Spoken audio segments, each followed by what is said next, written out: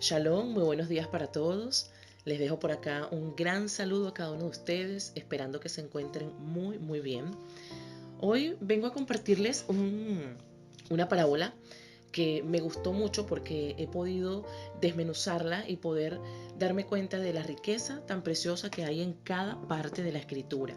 En línea general, la palabra es viva y nos puede hacer sentir como el Padre en todas las cosas que nos muestra a través de su escritura es para nuestro crecimiento, para nuestro fortalecimiento, y es maravilloso. Hoy me refiero a la parábola del Hijo Pródigo, que la vamos a encontrar en el capítulo 15 de Lucas. Y vamos a leer del versículo 11 al 13 y lee titulado Nuestra identidad. En el versículo 11 al 13 dice: También dijo: un hombre tenía 2 hijos, y el menor de ellos dijo a su padre: Padre, dame la parte de los bienes que me corresponde, y les repartió los bienes. No muchos días después, juntándolo todo, el hijo menor se fue lejos a una provincia apartada y allí desperdició sus bienes viviendo perdidamente. Nosotros podemos ver que esta parábola inicia en el padre. La historia no inicia contando sobre el hijo, sino sobre el padre. Él es el personaje central de la parábola del hijo pródigo. Él es el personaje central de nuestra propia historia. No somos nosotros, sino el Padre, el que tiene el protagonismo de todo lo que nosotros somos o hacemos. Él es quien nos da nuestra identidad. Este padre era un buen padre, era un hombre de negocios, vemos cómo tenía su empresa familiar, la dirigía de la mejor manera y bueno, sostenía a sus 2 hijos de una manera excelente. Sin embargo, vemos cómo entra en la escena este hijo menor, pidiéndole a su padre la herencia. Pero ¿por qué le pide la herencia? ¿Por qué deseaba salir de la casa de su padre? ¿Por qué este hijo desea salir de las comodidades de su casa? No lo sabemos exactamente porque no dice cuáles fueron los motivos que pudieron llevar a este hijo a creer o a suponer que las cosas fuera de la casa del padre podrían traerle mayor gozo, mayor riqueza. Bueno, no sabemos cuál fue el pecado que comenzó a crecer en su corazón, por la cual él pidió su herencia. Y nosotros sabemos perfectamente, cada uno de nosotros, que somos como ese hijo menor, que estando en la casa del Padre de pronto comenzamos a anhelar las cosas que no son de nuestro Elohim y nuestra mente comienza como a planificar la manera en que podemos salirnos o qué pecado cometeremos, porque queremos vivir nuestra vida, queremos conocer el mundo.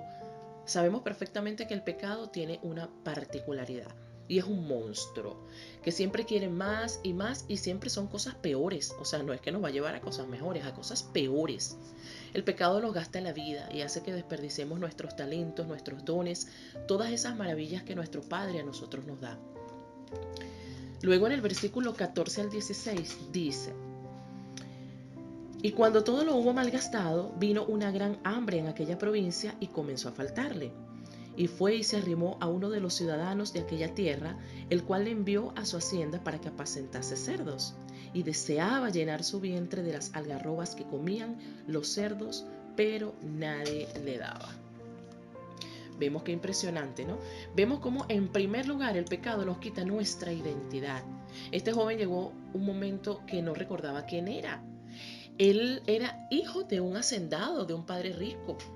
¿Okay? Él aún era hijo, él aún tenía esa identidad como hijo de este padre amoroso desde un principio y un padre por supuesto próspero.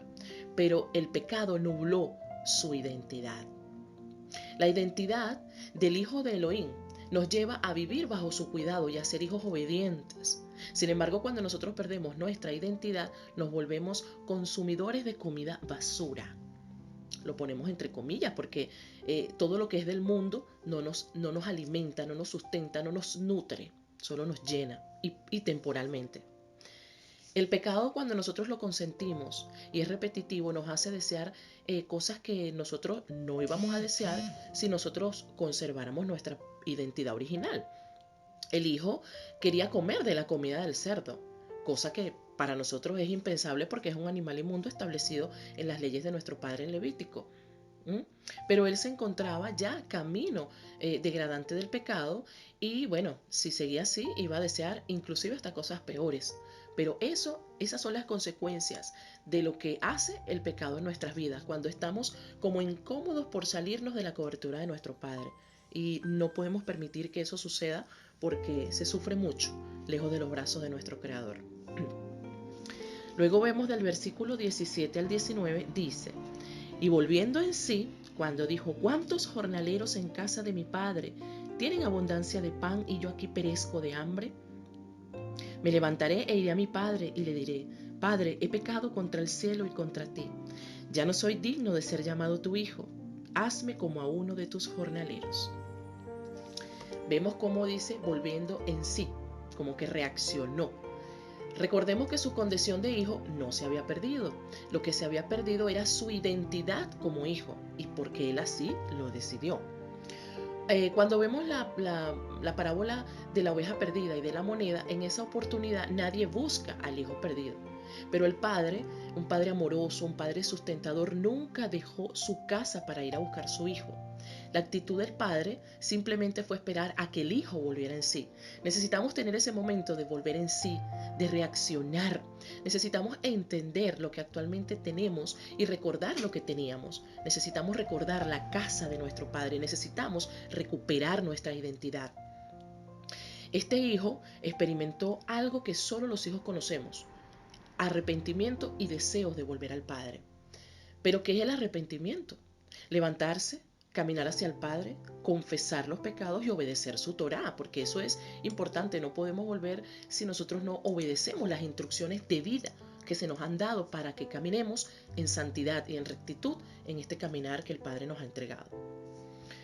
Luego vemos en el versículo 20 y 21 dice: y levantándose vino a su padre, y cuando aún estaba lejos lo vio su padre, y fue movido a misericordia, y corrió y se echó sobre su cuello, y le besó.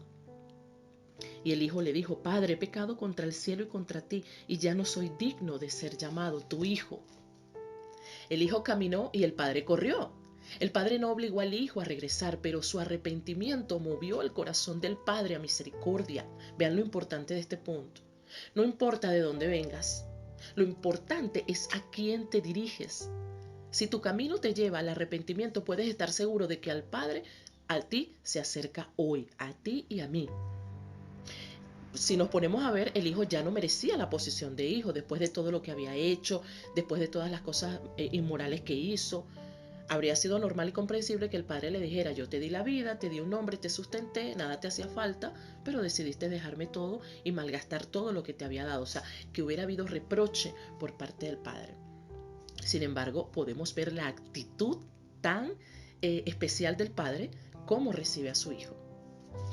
Luego en el versículo 22 al 24 dice: pero el padre dijo a sus siervos: sacad el mejor vestido y vestidle, y poned un anillo en su mano y calzado en sus pies, y traed el becerro gordo y matadlo, y comamos y hagamos fiesta. Porque este mi hijo muerto era y ha revivido, se había perdido y es hallado, y comenzaron a regocijarse. Esto lo podemos llamar como la restauración. El padre no vemos que en ningún momento cuestiona que el hijo regresa, sino que se alegra por su regreso y de manera apresurada reacciona con mucho amor y compasión. Nosotros vemos que el pecado nos coloca ropas inmundas, nos degrada los vestidos, nos colocan harapos rotos y por último nos quita los vestidos y nos deja en vergüenza. Eso hace el pecado y la iniquidad en nuestra vida. Pero vemos que hay 4 cosas que el Padre hace. Le coloca vestidos. ¿Qué representan los vestidos? Cubre la vergüenza de la desnudez, del pecado, y le da vestidos nuevos. Vemos cómo le coloca anillo. Vemos que eso significa que le restituye la identidad de hijo, restauración de su identidad, de su autoridad. No serás alguien fuera de mi familia, hoy te vuelvo a recordar que eres mi hijo, como un sello. Le da calzado, eso significa libertad. Los esclavos en la antigüedad no llevaban sandalias, solo la llevaban los hombres libres. Cuando nos acercamos a Elohim, nuestro Padre, Él nos vuelve a santificar y nos vuelve a dar la libertad del pecado. Y vemos cómo hace fiesta. Cuando volvemos a la casa de nuestro Padre, la tristeza se vuelve en alegría. Y ahí, bueno, nos podemos recordar de lo que dice el Salmo: has cambiado mi lamento en baile. De verdad que es una escena maravillosa que nos deja mucho, mucho alimento por aprender, para que nunca nos podamos mover del lugar de privilegio en el que estamos. Cuando nosotros insistimos en pecar, esto es lo que pasa. cuando nos queremos alejar de nuestro Padre, cuando insistimos en hacer lo que está fuera de su voluntad, vemos todo el desastre que puede acarrear en nuestras vidas. Podemos ver el ejemplo de las 10 tribus del norte, que su capital era Samaria. Ellos insistieron en pecar y desobedecer la ley de Elohim. Y bueno, después de tanto tiempo que el Padre trabajando con ellos, llevando profetas, hablándoles, ellos no hicieron caso alguno. Y el Padre en reprensión permitió que ellos fueran llevados cautivos por los asirios. Es un modo de reprensión. Sabemos que jamás para mal, pero tiene que reprender a sus hijos. Y como ellos estando mezclados se quedaron en las naciones adorando a otros dioses, adoptaron mucho lo pagano de esas naciones, pues fueron esparcidos por el mundo. Esas 10 tribus hoy están mezcladas en las naciones y son las ovejas que hoy Elohim está llamando a volver a regresar a él. Que ya no seamos más como ese hijo pródigo comiendo algarrobas ni las sobras. Cuando tenemos un reino, cuando tenemos un lugar especial, importante para el Creador de los cielos y de la tierra. Pero nos gusta insistir en las religiones, insistimos en ser igual a las naciones, en vivir bajo sus leyes que no son sino leyes de hombre, que atraen pecado y maldición. Y es así como vivimos el ejemplo y el proceso doloroso de este joven. Así somos nosotros, que nos alejamos de nuestra Torá, de nuestro Padre, de sus mandamientos, de la redención, que es por medio de Yeshua y es nuestra verdadera libertad. Esa libertad que nos da la Torá es un cerco de protección alrededor nuestro.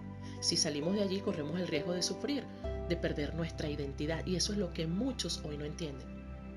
No saben ni quieren porque se les dice que ellos tienen una identidad real. Pero nosotros oramos en todo el tiempo porque el Creador pueda abrir los ojos y puedan ver la identidad que tiene, que es un tesoro valioso, y que no se dan cuenta porque están acomodados en sus religiones, que verdaderamente no son libres. Yahweh ha establecido un solo camino para ser salvos, y es por medio de la redención por Yeshua y el guardar sus mandamientos, que no son gravosos, ni son carga, ni están abolidos, ni son maldición, como nos enseñaron. Es hora de que abramos los ojos, a ver si andamos sobre la roca o definitivamente sobre la arena. Pero la roca de verdad, la roca de nuestra identidad, la roca original, las sendas antiguas, la Torá y Yeshua. No lo que muchos han inventado basado en sus propios razonamientos y que llevan a muchos cautivos que solo oyen lo que ellos quieren oír para que su pecado no los redarguya. Nuestra verdadera libertad, nuestra verdadera identidad es que somos hijos e hijas y tenemos un linaje real, espiritual, que nos llama cada día a volver a casa. Esas 10 tribus del norte son llamadas Efraín. Esa casa de Israel que fue muy rebelde y está dispersa entre las naciones, lamentablemente está bajo otras identidades. Nosotros oramos día a día porque ese pueblo despierte. Anhelamos que reaccione y salga de los encantamientos de la falsa religión y de la mentira que los mantiene cómodos, entre comillas, fuera del pacto real. Nosotros podemos ver lo hermoso que es nuestro Creador, cómo Él actúa así en nuestras vidas, porque antes nosotros estuvimos así como ese hijo pródigo, fuera de toda esta identidad, andábamos comiendo algarrobas en el mundo, pero a Él le plació entregarnos su Torah, escribirlas en nuestro corazón, y ha sido lo más hermoso que nos ha podido pasar. Por lo menos los que hemos experimentado esto, podemos desear que estuviera pasado desde que nacimos, una cosa así, o sea, queremos vivir totalmente dentro de este cerco de protección, dentro de esta identidad que el Padre nos ha entregado. Luego vemos cómo del versículo 25 al 31 ya nos comienza a narrar sobre el hijo mayor. Bueno, él se enoja por el actuar del padre y él sabiamente le explica el por qué actuó así con su hijo que estaba perdido. Y esto nos da un claro ejemplo de que el hijo mayor representa la casa de Judá y el hijo menor representa la casa de Israel, o Efraín, como el padre le colocó. ¿Okay? Ellos están en la tierra, nuestros hermanos de Judá, en su mayoría, porque todavía hay muchos de Judá dispersos entre las naciones y ni siquiera saben que lo son. Entonces, este Efraín sigue extraviado de su identidad en las naciones. El Padre a cada persona que abre los ojos a la verdad y a su Torá y el testimonio de Yeshua, hay fiesta en los cielos cada vez que esto sucede. Y aunque este hermano mayor nuestro se pone celoso, eso pronto va a acabar, pronto va a desaparecer. porque seremos un solo pueblo en las manos de Yeshua y volveremos a ser 12 tribus unidas. Recordemos que ese fue el pacto que Él renovó con la humanidad. Porque en cada rincón de este mundo hay una oveja de Israel. En los 4 ángulos de la tierra hay un hijo de Israel. Entonces eso es tiempo de que nosotros lo podamos entender y que recuperemos nuestra identidad. Nuestra identidad es volver a los brazos de nuestro Creador, a los brazos de nuestro Elohim, al Creador de los cielos y de la tierra y del Santo de Israel, que hoy te dice, aquí está tu identidad real. Ya no sigas comiendo algarrobas en el mundo, ya no sigas comiendo desperdicio, ya no sigas comiendo inmundo. El Padre tiene para nosotros un banquete real y comienza con la Torá, con sus instrucciones de vida que no están abolidas y jamás lo van a estar porque su palabra es eterna. Además, nuestro Mesías Yeshua es la Torá viviente, es su palabra viva. Pero tienes que volver y bajar ese corazón y humillarnos para que puedas comenzar a leer las Escrituras y el Padre quite ese velo que caiga para que puedas entender la historia de amor tan hermosa que hay desde el Génesis hasta el Apocalipsis y que solamente es para darnos libertad. Oramos para que el Padre continúe abriendo los ojos de su pueblo, para que podamos volver a Él y tener nuestra propia identidad, nuestra verdadera identidad. Shalom, shalom.